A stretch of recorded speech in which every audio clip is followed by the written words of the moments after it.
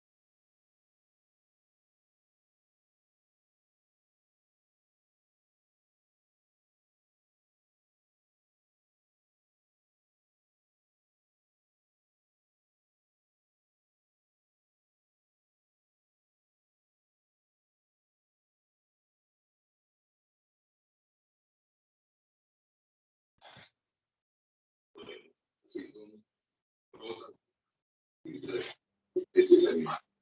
La pobre madre lleva amigos aquí estamos viendo y los y eviten tener posibilidades de contacto en este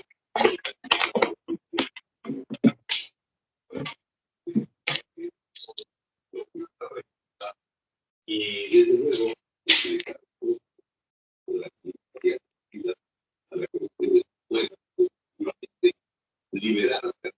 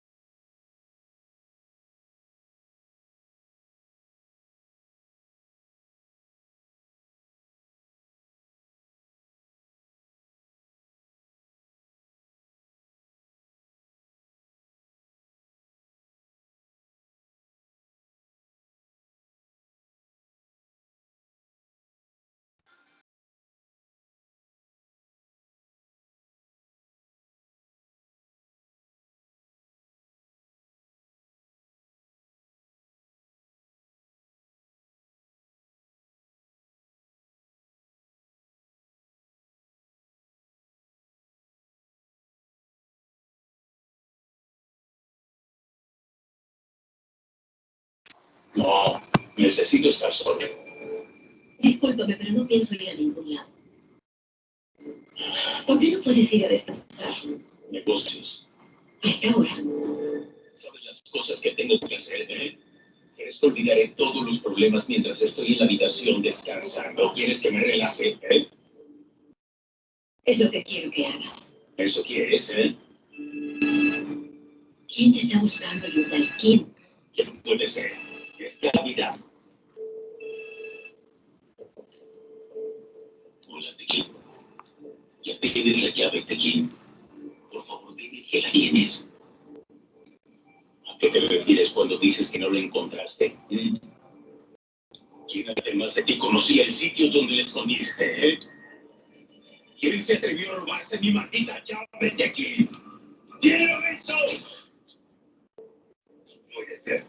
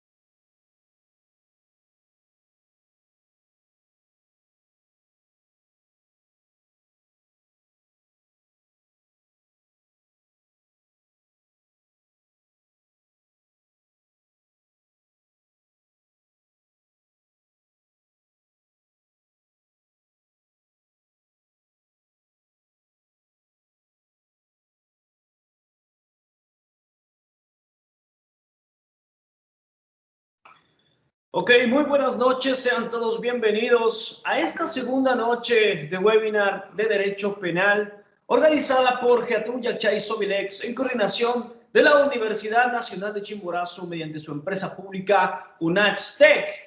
Ok, tenemos un ponente realmente espectacular que continuará con la ponencia de la noche de ayer, el doctor Agustín Quito. Vamos a hacer un breve recorderis de los parámetros y las reglas a seguir en este webinar que llega a ustedes gracias a la coordinación y a la organización de la empresa Hathun Yakchay Sobilex, formadores y capacitadores, de la mano con la Universidad Nacional de Chimborazo mediante su empresa pública UNACH-TEC. Ok, vamos a iniciar brevemente con la presentación y arrancamos de inmediato agradeciéndoles por su puntualidad y por su consideración al asistir a este webinar. ¿Ok?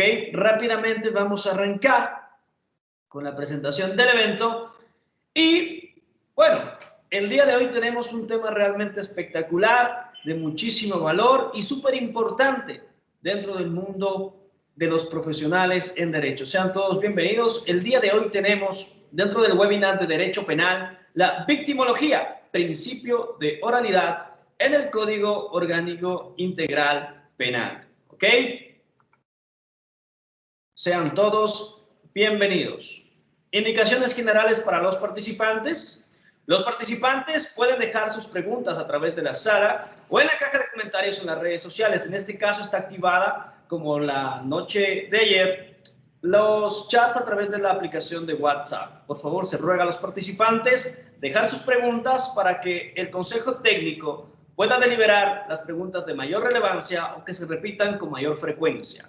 Segundo, los participantes no pueden intervenir durante la ponencia.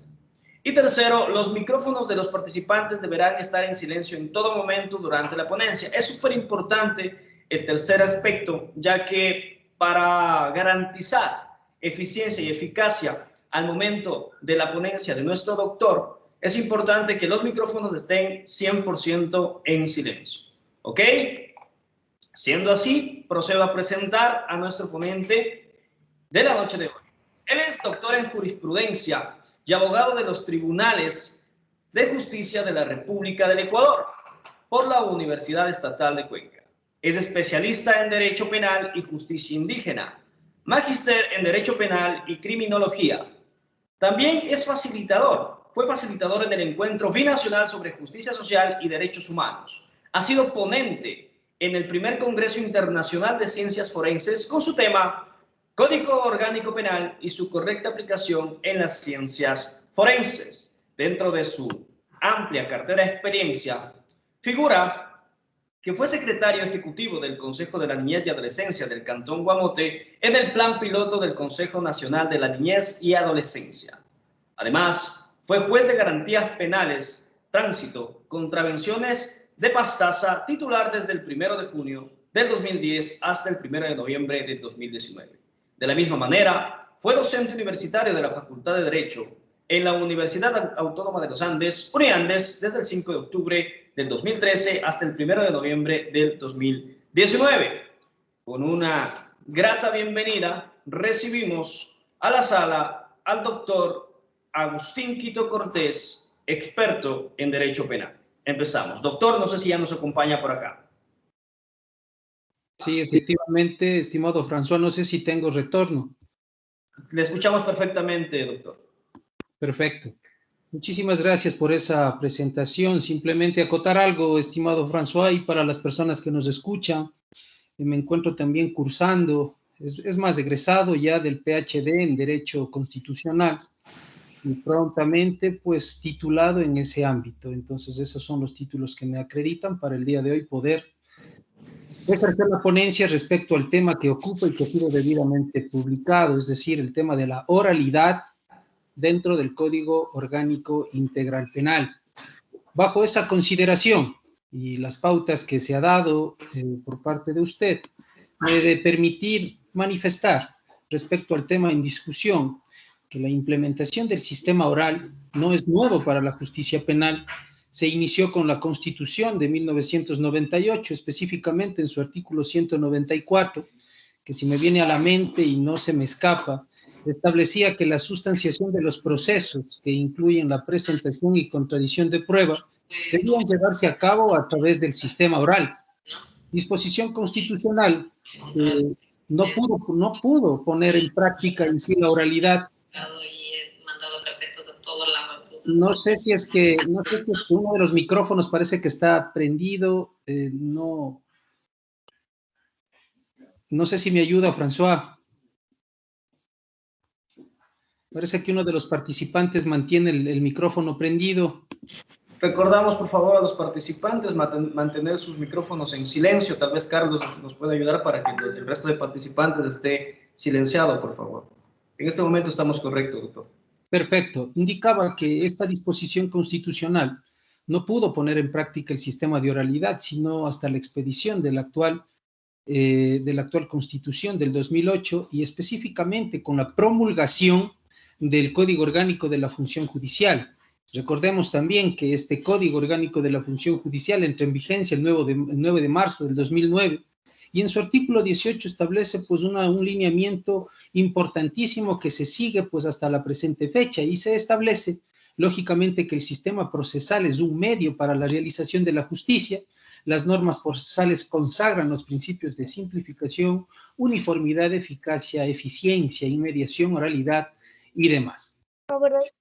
Una vez que nosotros podemos referirnos a este tema, pues lógicamente será importante para continuar con esta ponencia referirnos a la oralidad como medio procesal que garantiza en sí el debido proceso, para cuyo efecto se deberá necesariamente establecer que el principio de oralidad no es un derecho, eso se debe tener claro, es una garantía instrumental indispensable para la vigencia del carácter público del proceso, donde prima la inmediación entre los juzgadores y las partes, produciéndose la contradicción tantas veces nombrada, tantas veces mencionada entre los sujetos procesales, donde la sentencia proviene de la apreciación directa que hacen los jueces respecto de la prueba, de lo que debe ser, de cómo se lo debe hacer, y sobre todo observando principios fundamentales respecto a este elemento probatorio, es decir, que la misma deba ser pedida, deba ser practicada e incorporada dentro del juicio, es decir, en la audiencia específica de juzgamiento, con lo que podemos afirmar que esta garantía se cumple con la sola utilización del lenguaje oral, haciéndose posible que todas las partes intervengan simultáneamente en las distintas audiencias y que el juez o tribunal, los sujetos procesales y el público puedan tener contacto directo con todos los elementos de prueba, ¿no? Y de esa manera se pueda establecer de primera mano cuál fue el sustento para que los jueces tomen una resolución y dicten, lógicamente, la sentencia correspondiente. Ya estamos pasando y se deja sentado del frío papel que imperaba en el sistema escrito y inquisitivo, donde los jueces se limitaban a transcribir textos que previamente estaban redactados, es decir, a realizar simples copias sin tener contacto personal, específicamente en materia penal, con la víctima, con el victimario. En virtud de aquello, lo que se genera en sí es un nuevo rol donde se pretende humanizar a la administración de justicia, ya que en la actualidad, con el cambio del sistema al oral, se permite el acceso del público a las salas de audiencia, algo totalmente positivo para que puedan presenciar las actuaciones judiciales, quienes realizan la inmediación con los sujetos procesales y a la vez estos con los juzgadores, existiendo en sí la contradicción entre ambos, conociéndose cómo se han probado los hechos, el derecho y el desarrollo del debate propiamente dicho, pudiendo establecerse cómo llegan los jueces a aplicar la sana crítica. Yo deberé hacer una pausa aquí necesaria respecto a la sana crítica. Es importante recogerla o analizarla respecto a lo que ha dicho la Corte Nacional de Justicia en la sentencia 85/2017, en la que específicamente en el sistema de oralidad actual, esta sana crítica ya no existe. Los jueces ya no pueden sentenciar en base a certezas, porque únicamente el medio de certezas establece 3 elementos fundamentales, y esos 3 elementos fundamentales le permitía al juez resolver específicamente tomando en cuenta indicio sobre indicio, es decir, bajo indicios, bajo creencias y una formación académica que se supone que cada juez pueda tener, podía sentenciar. Actualmente no es así. El elemento fundamental es el convencimiento, y el convencimiento se perfecciona exclusivamente con lo que se ha probado en legal y debida forma dentro del juicio. Con eso lo que buscamos es que a través de la oralidad los pronunciamientos de los jueces o los administradores de justicia sean totalmente objetivos. La oralidad debe ser entendida bajo este criterio como el intercambio verbal de ideas. Eso es fundamental, convirtiéndose en una herramienta esencial de la tarea jurisdiccional. Debe entenderse que aquello se constituye como un instrumento para facilitar el debido proceso, el derecho, las garantías a los ciudadanos. Estas garantías que deben siempre regir en un Estado constitucional de derechos y justicia moderna, permitiendo que el juzgador se acomode a criterios de inmediación y contradicción realmente efectivos, donde la sociedad ejerza legítimamente la facultad de conocimiento y control acerca del verdadero trabajo que generan los jueces y los tribunales, con lo que simultáneamente crece el prestigio de estos, la transparencia se incrementa, se convierte en un arma eficaz contra la corrupción, con lo que la oralidad y publicidad lo que generan es que la sociedad, en este caso, tenga una convicción de que el Estado está cumpliendo con su elemento fundamental y genere una mayor confianza respecto a la administración de justicia. Como podemos apreciar, el principio de oralidad está consagrado en la Constitución de la República, eso lo conocemos, surgiendo del análisis de los tratados internacionales sobre derechos humanos, porque cuando nosotros revisamos el artículo 6 de la Constitución de la República, no únicamente referimos a los normas constitucionales. No sé qué pasa, estimado François, siguen habiendo interrupciones. Carlos, por favor, no sé si por control interno podemos mutear a los participantes, con excepción del doctor Quito. Confirma, por favor, Carlos. Recordamos a los participantes que no pueden activar su micrófono ni intervenir durante la ponencia. Guardemos y respetemos la calidad y la calidez de este magno evento. Por favor, Carlos, podemos silenciar a los participantes. A otra persona.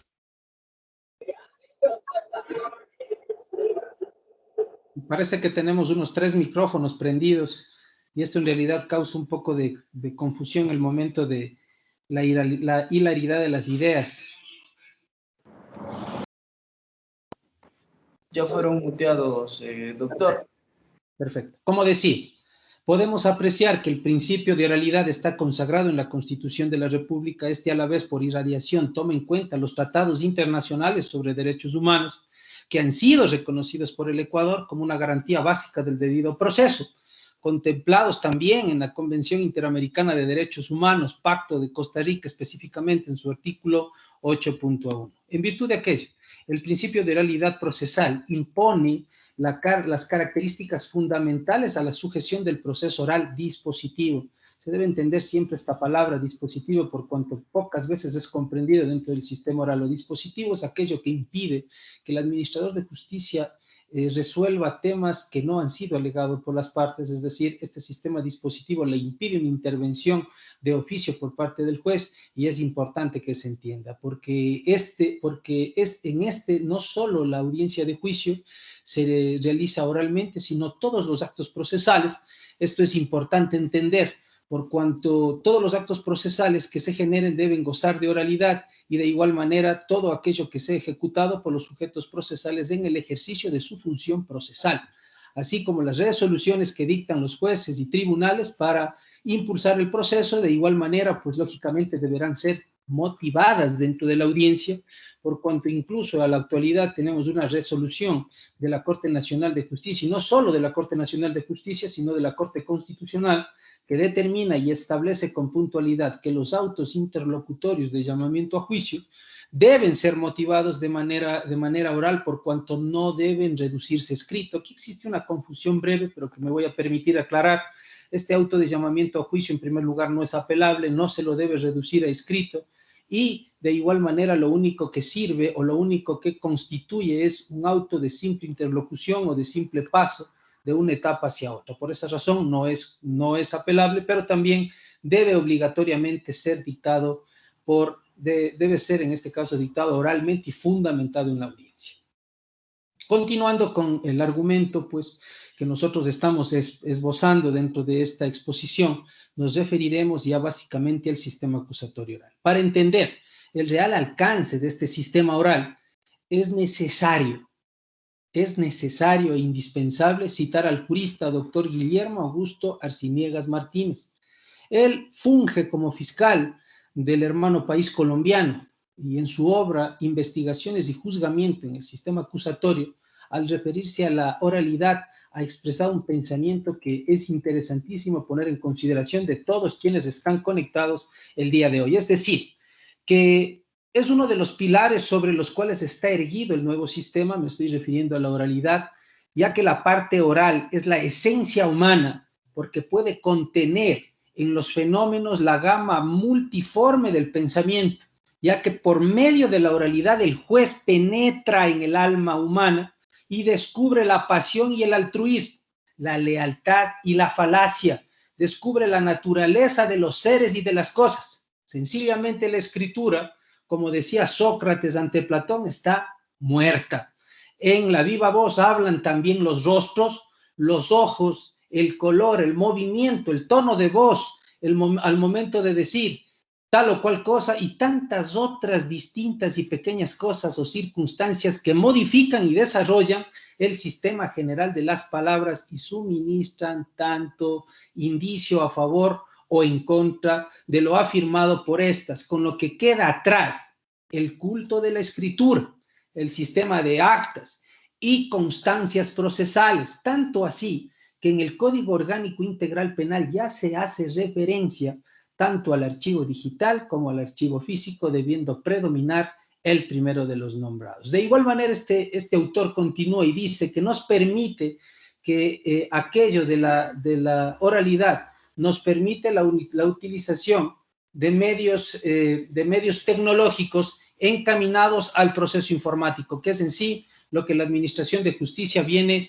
implementando. Con lo expresado por el jurista Arciniegas, Comprendemos entonces que la administración de justicia debe desenvolverse mediante el sistema oral, específicamente mediante el sistema acusatorio oral, con la celebración de audiencias públicas, así lo establece el artículo 560 del Código Orgánico Integral Penal. Estas audiencias públicas además deben ser orales, deben gozar de contradicción y también de un corte adversarial obligatoriamente, dando la carga de la investigación correspondiente a la Fiscalía como titular de la acción penal mediante el ejercicio de la acción pública y el juez penal como garantista del debido proceso. Debe entenderse que él es garantista del debido proceso, no se constituye en un sujeto procesal. En virtud de aquello, la característica fundamental que tiene el juez es de tercero imparcial.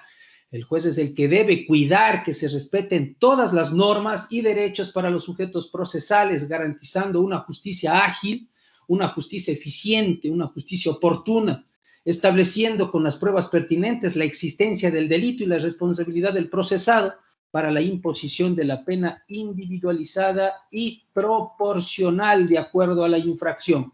Este es un mandato constitucional, estableciéndose lógicamente que el juicio es oral. Bajo esta forma deben declarar las partes, conforme ya se dijo. Cuando me estoy refiriendo a declarar las partes, también se incluirán aquí los testigos y los peritos. Las exposiciones y alegatos de los abogados de igual manera serán orales. Este principio obliga a que los abogados litigantes, entre los cuales se encuentra también el fiscal, desarrollen destrezas de oratoria forense para poder transmitir oralmente las tesis jurídicas. Es importante entender que no únicamente hablar con elocuencia significa dar a entender al juez lo que se quiere decir. No está sordo el juez lo que necesita escuchar es jurídicamente las cosas. El sistema oral debe entenderse que no tolera a los abogados que antiguamente en la soledad y tranquilidad de sus despachos realizaban magníficos alegatos que luego leían ante los jueces. Eso ya es caduco, eso terminó con el sistema inquisitivo y ahora se requiere que el profesional se prepare en técnicas de litigación oral, no solo para exponer sus casos, sino para con propiedad jurídica poder confrontar al abogado contrario, es decir, en este caso al fiscal, en el mismo momento y en el calor propio de la audiencia. Pues justamente eso es lo que generará, lógicamente, convencimiento al juez respecto a la tal o cual tesis que maneje el abogado defensor. Pero si bien establecemos aquello, no debemos creer que esta oralidad trae implícita la aceptación del discurso por parte de los jueces, a pesar de que se lo haga de forma elocuente, ya que para ello debe primar los vastos conocimientos del juzgador, quien debe someter a la palabra del sujeto procesal, a la técnica, a la argumentación jurídica, porque como sostiene Manuel Atienza en su obra Curso de Argumentación Jurídica, el derecho no es únicamente argumentación, eso hay que tener claros.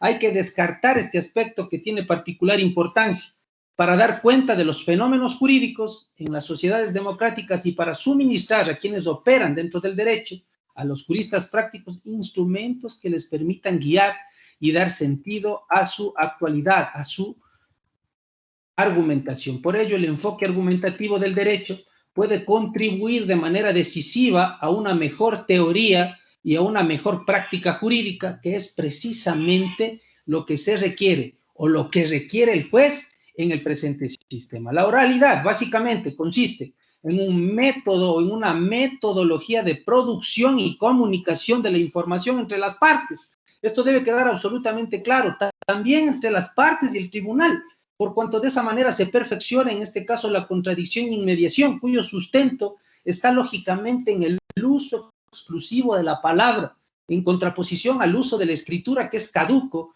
ya que la oralidad constituye actualmente el único mecanismo idóneo para asegurar la inmediatez y la publicidad en el proceso.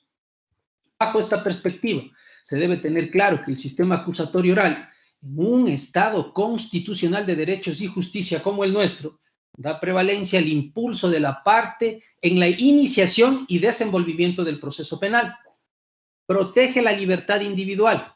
El juez es el árbitro que debe solucionar el litigio penal, proveniente aquello de los conflictos sociales, ya que si no existe acusación fiscal, conforme establece el artículo 609 del Código Orgánico Integral Penal, no hay juicio. lo que significa que de no haber dictamen fiscal acusatorio no se puede pasar de la etapa intermedia a la etapa de juicio para el desarrollo de la audiencia de juzgamiento, donde debe enunciarse y practicarse la prueba. Es importante diferenciar entre la práctica de prueba y el anuncio de prueba. El anuncio de prueba en la audiencia de evaluación y preparatoria de juicio y la práctica de prueba en la audiencia de juzgamiento. Aquello para establecer con certeza la existencia de la infracción y la responsabilidad del procesado, donde ya no interviene una sola persona, como ocurría en el sistema inquisitivo, con facultades omnímodas para proceder de oficio en la iniciación y sustanciación del proceso, ya que el juez en aquellas épocas era el único que investigaba, recogía las pruebas, emitía el auto cabeza de proceso, dictaminaba, llamaba a juicio, tramitaba el plenario y culminaba en la sentencia, donde se limitaba la defensa del sindicado, se admitía el secreto, la tortura, donde todo era escrito para dar paso al actual sistema, donde interviene activamente el fiscal en dos momentos de investigación y luego de acusación, todo lo cual es examinado por el garantista de los nuevos derechos, que es el juez de garantías penales y los tribunales de garantías penales que imponen las sentencias al concluir la audiencia de juicio. Es importantísimo en este tema que el suscrito haga una aclaración puntual respecto al momento en que acusa el fiscal. Es un punto álgido por cuanto existen muchas veces confusiones en aquello. Se debe entender que en la fase investigativa no se genera acusación fiscal. Se debe entender que en la fase o en la instrucción fiscal, que es la primera etapa del proceso penal, no se genera acusación fiscal, más lo que el fiscal hace es únicamente pedir el inicio del proceso penal y únicamente concebida la tesis debidamente formada, es decir, un criterio sólido y con evidencias contundentes, comparecerá a la audiencia de evaluación y preparatoria de juicio, donde formulará su primera acusación y la segunda acusación, lógicamente, conforme establece el 609, en la audiencia de juzgamiento. Actualmente, mediante la oralidad, se desarrollan todas las etapas del proceso penal, por lo que nos permitimos realizar una síntesis de las etapas del proceso penal para tener una visión de la efectividad lógica de dicho sistema, ya que el proceso se inicia con la instrucción fiscal mediante audiencia de flagrancia o formulación de cargos. Eso es de conocimiento, donde el fiscal ejerce la acción penal y solicita las medidas cautelares y es el juez de garantías penales quien las dicta, ya sea estas de carácter personal o real, desarrollándose esta primera etapa del proceso penal con las restantes a través de audiencias orales, públicas, contradictorias, donde se fija, se sustituye, se revoca la prisión preventiva, se acepta caución, se aplica procedimiento abreviado simplificado, entre otras actuaciones judiciales, donde el juez escucha a las partes y puede tomar la decisión que corresponde. Es inminente referirse por fundamental el argumento de la prisión preventiva en la actualidad. Sabemos que el Código Orgánico Integral Penal se ha reformado.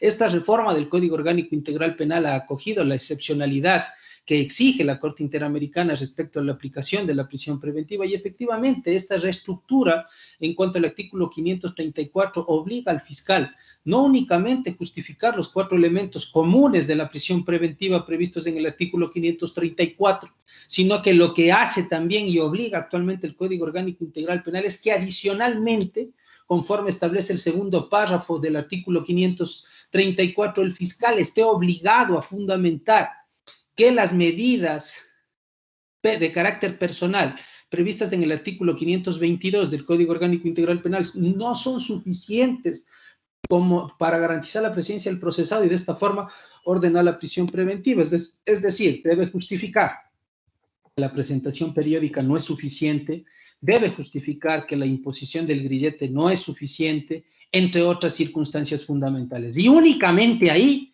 el juez podrá, en este caso, determinar que efectivamente es necesario ordenar la prisión preventiva. Posteriormente, tenemos la etapa intermedia o etapa de evaluación y preparatoria de juicio llamada actualmente. Se celebra en audiencia preparatoria de juicio y de formulación del dictamen, conocida anteriormente, actualmente vuelvo y repito, como audiencia de evaluación y preparatoria de juicio, donde el juez desarrolla un rol importantísimo, cuidando que del proceso no se generen nulidades, vacíos de procedimiento, procedibilidad, cuestiones previas o de competencia, interviniendo en esta ocasión en primer lugar los procesados. Esto es un elemento fundamental, ya que si se le da la palabra al fiscal, él mismo no se va a autoflagelar. Es importantísimo aquello. Sin embargo, hay jueces que lastimosamente en la práctica le confieren la palabra primero a la fiscalía para continuar posteriormente, pues, lógicamente, con el resto de sujetos procesales. El mismo que debe, lógicamente, contener todos los elementos de convicción, de cargo y descargo, me refiero a la fiscalía, recopilados en la instrucción fiscal, los que serán analizados por los sujetos procesales en esta audiencia, pudiendo contravertirlos, y finalmente el juez de garantías penales emitirá, lógicamente, una resolución que podrá ser un auto de llamamiento a juicio o sobreseimiento. Es importante determinar que se ha extinguido del Código Orgánico Integral Penal la posibilidad del sobreseimiento provisional o definitivo, y simplemente en la actualidad tenemos el sobreseimiento. Lógicamente, y continuando con esta explicación, de producirse el llamamiento a juicio, se convocará la audiencia para la audiencia de juzgamiento, pero sin perjuicio, antes de continuar con aquello, nosotros debemos referirnos puntualmente que en esta audiencia de evaluación y preparatoria de juicio también encontramos elementos fundamentales sobre los que el juez también debe pronunciarse, entre estos los previstos en el 604, numeral 4, continuación o en sus diferentes literales. Específicamente me referiré a la exclusión de prueba, los anuncios probatorios. Es importante referir que los anuncios probatorios, en cuanto se refiere a la fijación de testigos, debe realizarse obligatoriamente de manera escrita, y el anuncio de prueba, en este caso de documentos, puede realizarse únicamente de manera oral. En la exclusión de pruebas es un elemento fundamental. Aquí deben revisarse obligatoriamente argumentaciones. Y nuevamente tenemos problemas con los audios.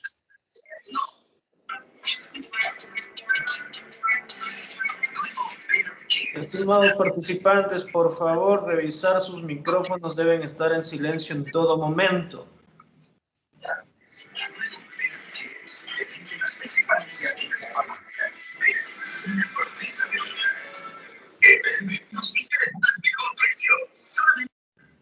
Bueno, Me parece que estamos listos, doctor. Perfecto. Como decía, el tema de la argumentación respecto a la exclusión probatoria es un elemento, un arma fuertísima que tienen en este caso los sujetos procesales para poder separar o extinguir del acervo probatorio los elementos que hayan sido obtenidos con violación a las normas legales, procesales, formales incluso, y más aún constitucionales, que se hayan generado por parte de la Fiscalía. Ya que de extinguirse aquello, pues lógicamente esto no podrá discutirse dentro de la audiencia de juzgamiento. Muchas veces existe esta confusión, ya que los sujetos procesales se olvidan de aquello y posteriormente pretenden que esta exclusión lo haga en sí el Tribunal de Garantías Penales. Otra cosa puntual que debo dejar sentado es que los pronunciamientos, si bien no vinculantes, de la Corte Nacional de Justicia han establecido que los acuerdos probatorios actualmente, en el sistema oral actual, deben generarse en la audiencia de evaluación y preparatoria de juicio. Por ende, precluye el momento para que posteriormente en audiencia de juzgamiento lo puedan hacer. Eso ha dicho la Corte Nacional. Sin embargo, todavía tenemos rezagos de tribunales que permiten el que se llegue a acuerdos probatorios dentro de la audiencia de juzgamiento, lo cual procesalmente es improcedente. Después de la lógicamente, luego, después de esta exposición que he realizado en cuanto a la audiencia de evaluación y preparatoria de juicio, pues debemos lógicamente referirnos a la audiencia de juzgamiento. En la audiencia de juzgamiento, de igual manera, se realizará la convocatoria correspondiente. Esta convocatoria se hace con una relación o con un espacio de tiempo considerable. Comparecerán los sujetos procesales. Es importante establecer, conforme el artículo 612 del Código Orgánico Integral Penal, que la instauración o instalación de la audiencia dependerá exclusivamente de la presencia de los sujetos procesales.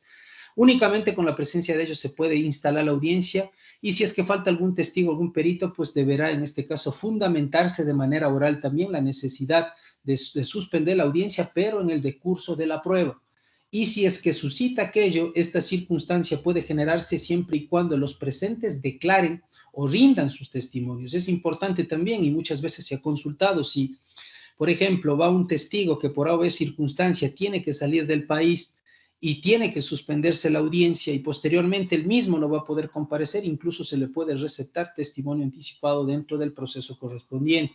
Esto es importante referir, ya que ha existido muchas dudas en cuanto a estos temas. Hemos tratado de hacer un resumen de varias audiencias orales conforme les consta que se deben realizar en el desarrollo procesal penal para destacar la excelencia, porque así se lo debe determinar, la excelencia de la oralidad y el beneficio que aporta para la administración de justicia, tornándose ágil, eficiente, eficaz, destacando que con este sistema, donde no solo, que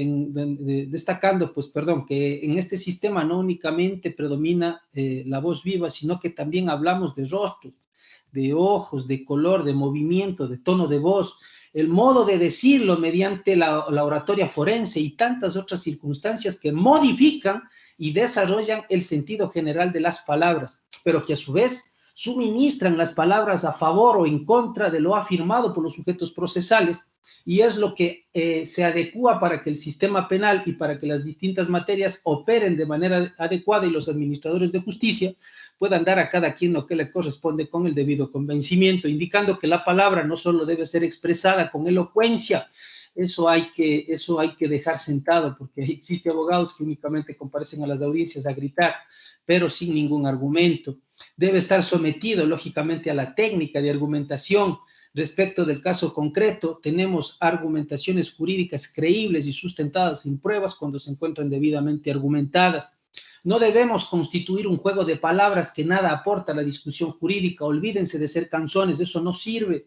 Olvídense de utilizar únicamente la numeración de sentencias y no argumentar lo que dicen las mismas, ya que con la oralidad estamos dejando atrás todo este sistema, el sistema de actas que abundaban innecesariamente, que llenaban los archivos dentro de los sistemas de administración, dentro del sistema de administración de justicia, para abrir paso a la oralidad desarrollada en audiencia, donde los fundamentos es percibido directamente por los jueces en la integridad de las palabras o de lo que se manifieste.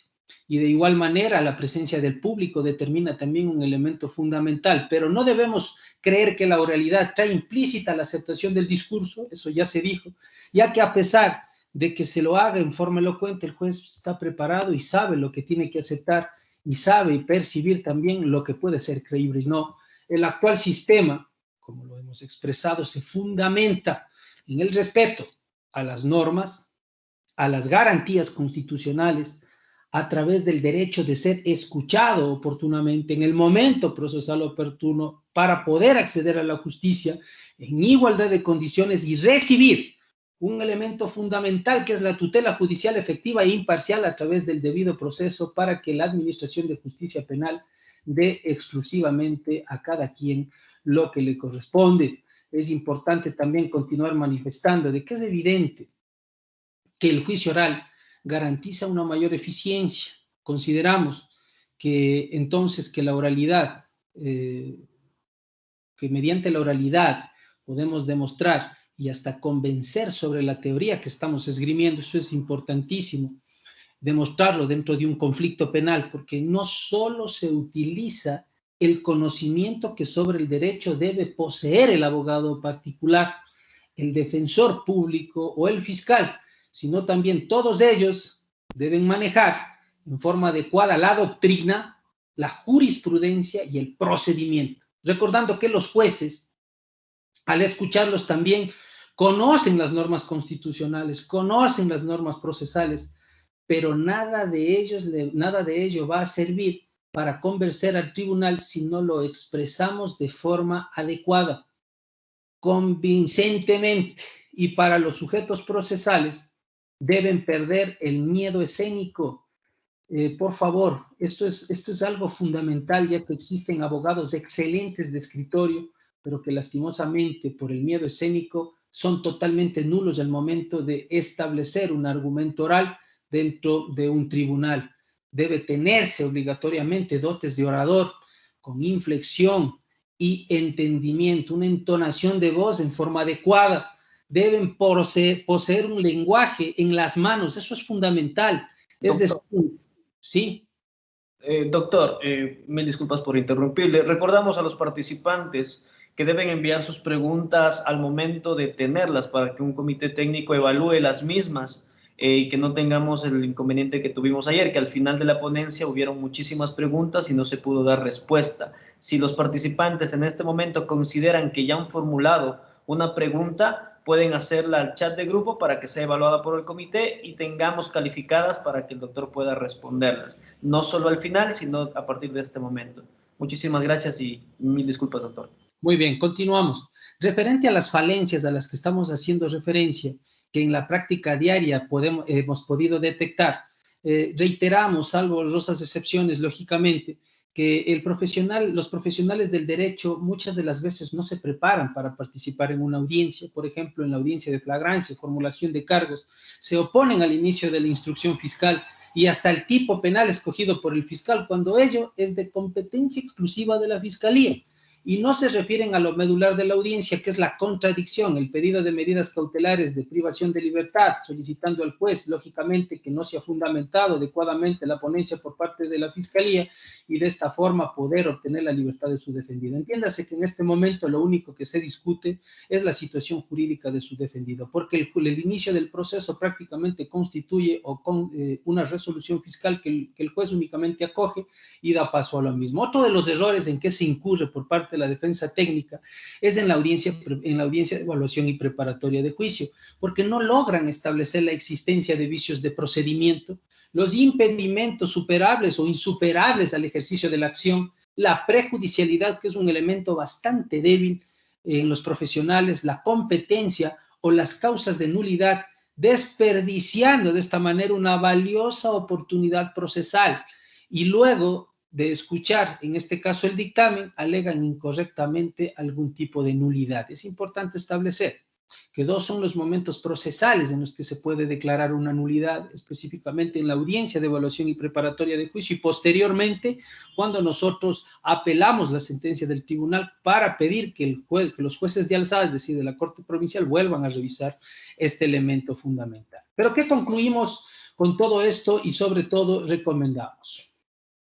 Me permito en este caso citar la obra de la colombiana Gloria Lucía Bernal Acebo en el manual de inicio de sistema acusatorio, en cuya parte pertinente expresa, sin lugar a dudas, Colombia está frente a su iniciación del sistema acusatorio.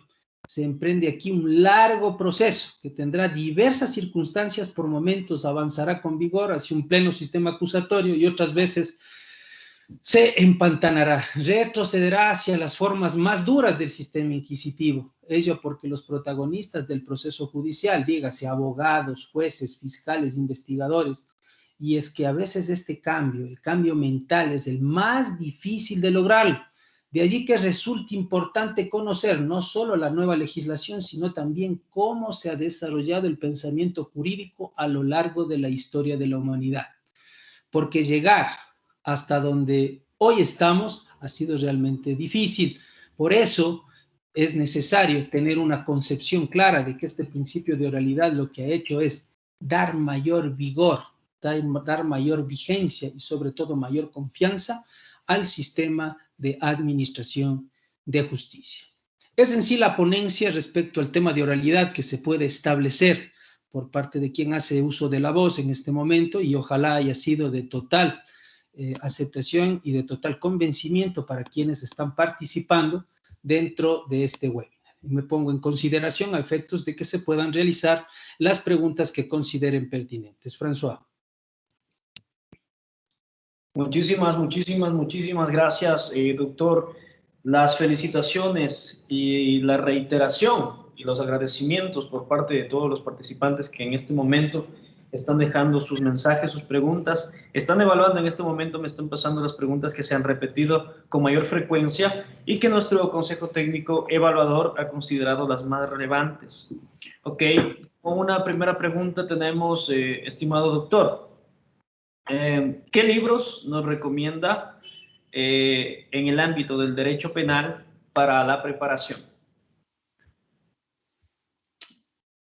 Bueno, yo he hecho referencia a lo largo de esta exposición a tratadistas de mucha relevancia, lógicamente, Entre estos, pues tenemos a Manuel Atiencia. Si es que necesitamos nosotros elementos de argumentación jurídica, pues necesariamente debemos leerlo a él, por cuanto es uno de los exponentes, podemos plantearlo así, uno de los exponentes de determinación en argumentación jurídica.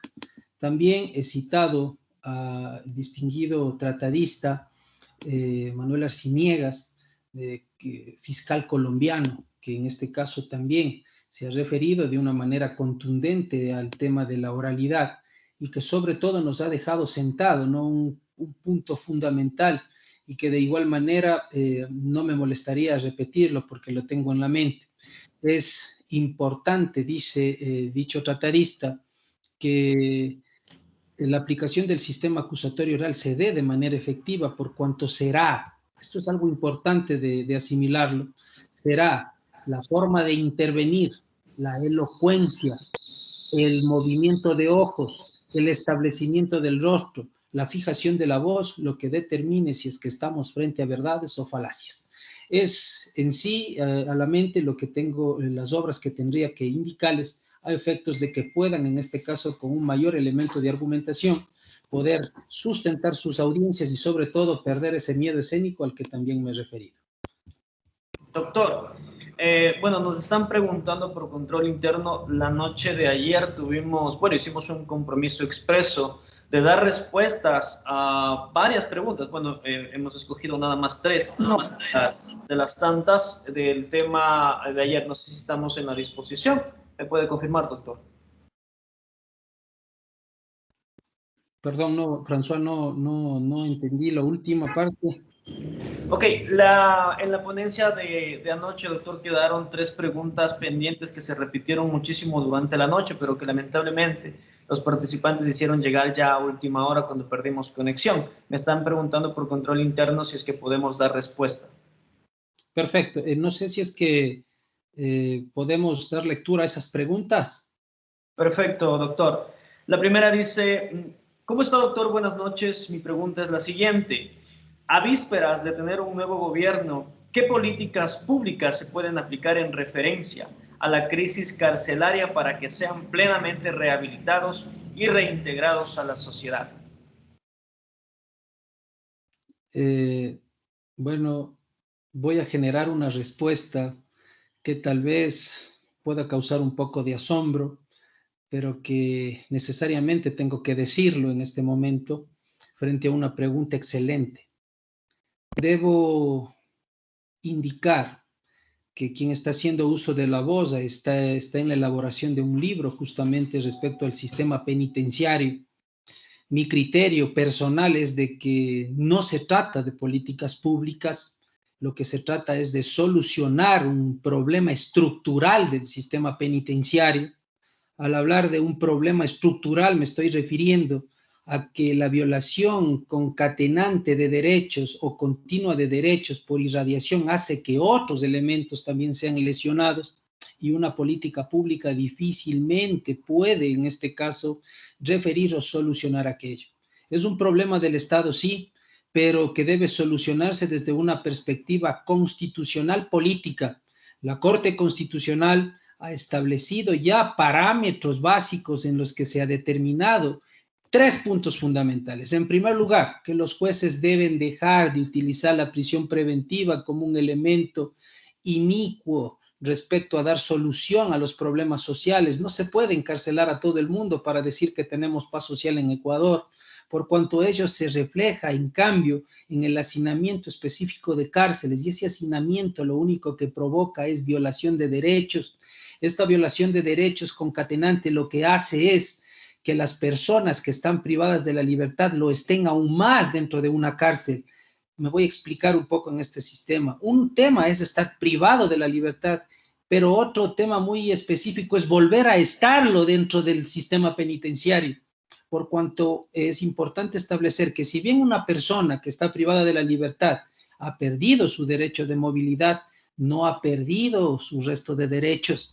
Y por eso digo que existe una concatenación de violación de derechos y por ende una falla estructural en el sistema ecuatoriano. toda vez de que el mismo nace cuando dejamos de entender que este sistema de sujeción al que se encuentran sometidos las personas privadas de libertad, es decir, una dependencia específica hacia el poder que ejerce el Estado dentro de las cárceles, debe entendérselo así, sí, pero debe entendérselo de buena manera. Una persona porque está privada de la libertad no está privada de su salud. Eso, por favor, que se entienda. Una persona que está privada de su libertad no está privada de su intimidad general. Me refiero, por ejemplo, a las visitas íntimas que tienen derecho las personas privadas de libertad. No está privada bajo ningún concepto de la posibilidad de tener contacto con sus familiares, pero un contacto digno, mi estimado François y distinguidos intervinientes dentro de esta ponencia. Cuando digo una visita digna, quiere decir que quienes van a visitar a la persona privada de la libertad se merecen derechos, se merece que se les garantice el derecho a su integridad física, el derecho a su identidad, el derecho a ser personas. No porque tienen un familiar privado de la libertad se puede, bajo ningún concepto, denigrar a quien le va a visitar al privado de la libertad, por cuanto es esa circunstancia la que genera estas crisis carcelarias. Los presos se quejan, los presos son seres humanos, pero sin perjuicio de aquello nosotros denigramos esta situación social. Muchas veces no entendemos las razones lógicas por las que se genera aquello. En virtud de esta situación no debemos generar una resistencia, sobre todo un tema gravísimo que es tratar de excluirles de la exclusión en la que viven, tratar de juzgar no solo a la persona que está privada de la libertad, sino también a su familia. Entonces esa circunstancia hace que la persona privada de la libertad explote dentro de un lugar en el que el fuego que sale de él no puede esparcirse en el aire, sino simplemente se encierra dentro del encierro. Eso se tiene que entender por parte de las autoridades. En pocas palabras, lo que se tiene que entender para evitar este tipo de amotinamientos y sobre todo para evitar las crisis carcelarias es entender que la persona privada de la libertad es persona. Eso se tiene que hacer. Una política pública no soluciona aquello. Incluso voy a citar lo que dice la Corte Constitucional cuando se intentó, por medio de una demanda llegada a este máximo organismo, que sea la Corte Constitucional la que determine que mediante una política pública se puede controlar en sí lo que sería la aplicación de la justicia indígena. Y se dijo por parte de la Corte Constitucional que eso no se puede hacer mediante una política pública, por cuanto eso ataca a un tema elemental. Y cuando no se trata de un tema elemental, sino de una concatenación de derechos, la política pública no surte efecto. En virtud de aquello, la pregunta es buena, pero la respuesta ojalá pueda irradiar o pueda en este caso llenar las expectativas en que lo que se tiene que solucionar es el sistema penitenciario, sí, pero la falla estructural y la violación continua de derechos que sufren las personas privadas de libertad. Muchísimas gracias, doctor. Tenemos 2 preguntas nada más y con eso cerramos el foro abierto para los participantes. Dice, doctor, es una pregunta de igual manera que quedó en el foro en la noche de ayer. En los delitos contra la integridad sexual, ¿la garantía de no revictimización constituye o no una forma de socapar u ocultar el esclarecimiento de la verdad de los hechos? La pregunta la hago con respecto a casos en donde la víctima, siempre que sea mayor de edad, ha dado su consentimiento y después denuncia por causas sin fundamento.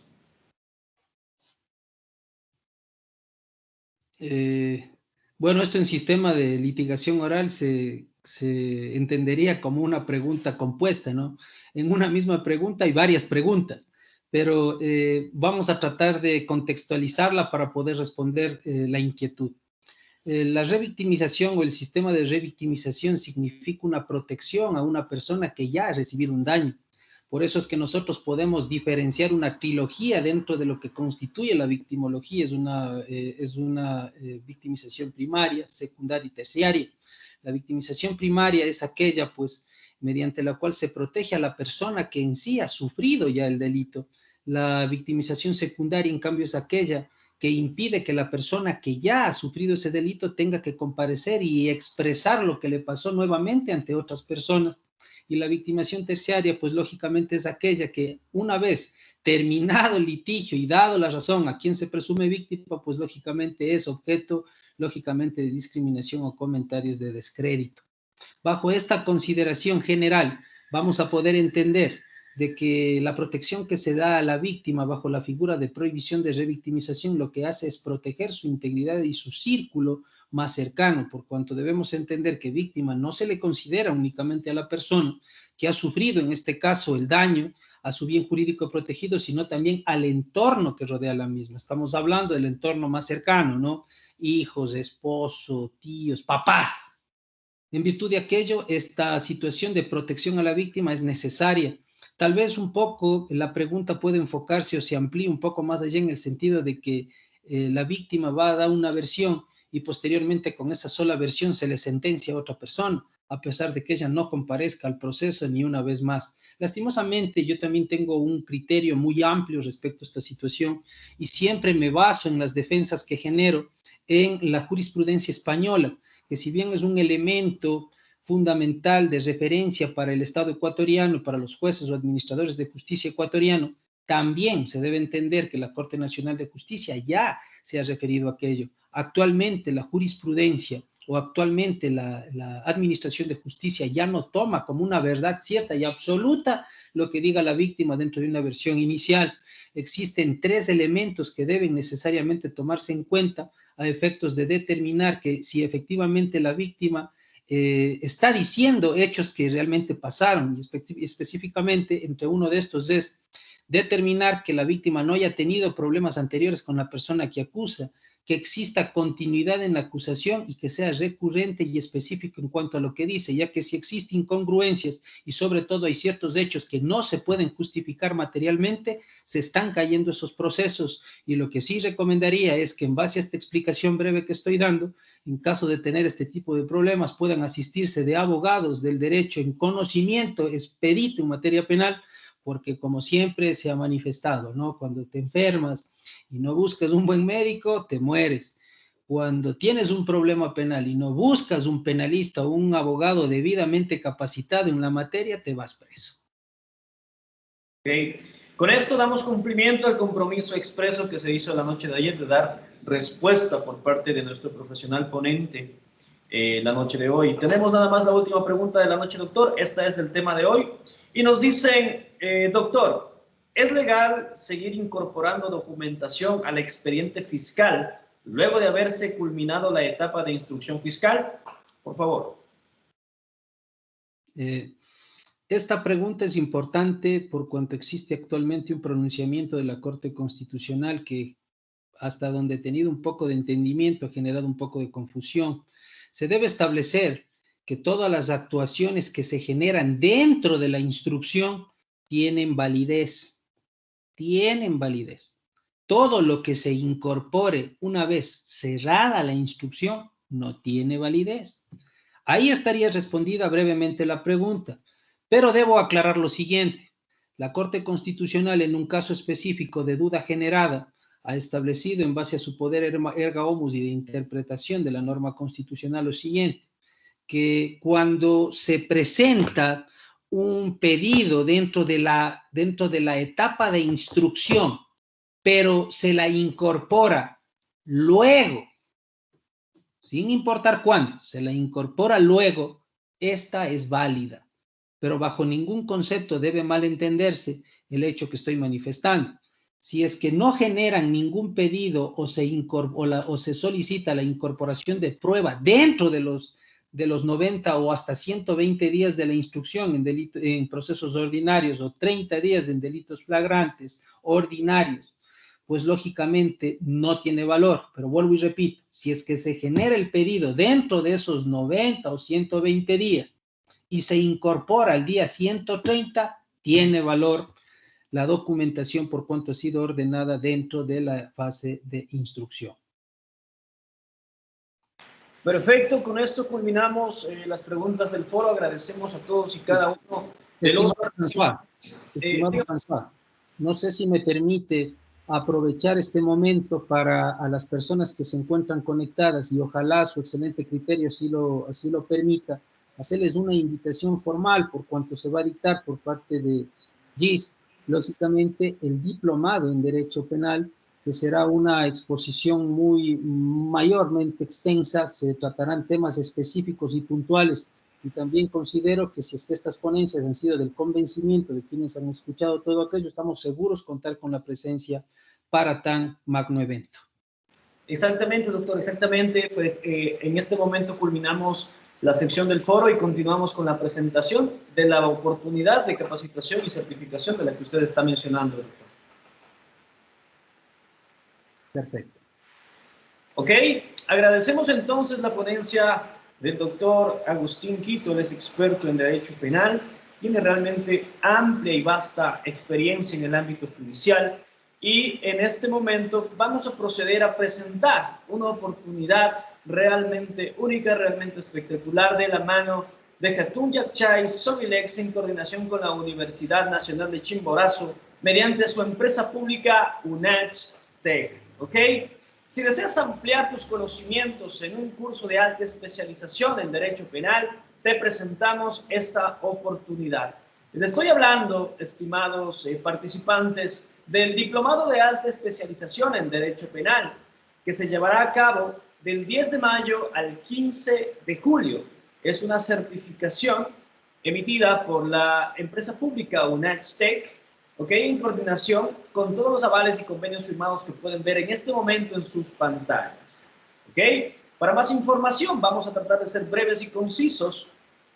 Esta certificación, este diplomado de alta especialización en Derecho Penal, tiene un costo inversión, un precio regular de $1,297 más IVA. Sin embargo, la noche de hoy para los asistentes y para quienes se han registrado a este webinar, tiene un precio especial, una oferta realmente única, componentes de la talla del doctor Agustín Quito, quien realmente ha dejado impregnadas realmente las letras y sus saberes en este webinar de Derecho Penal, ¿ok?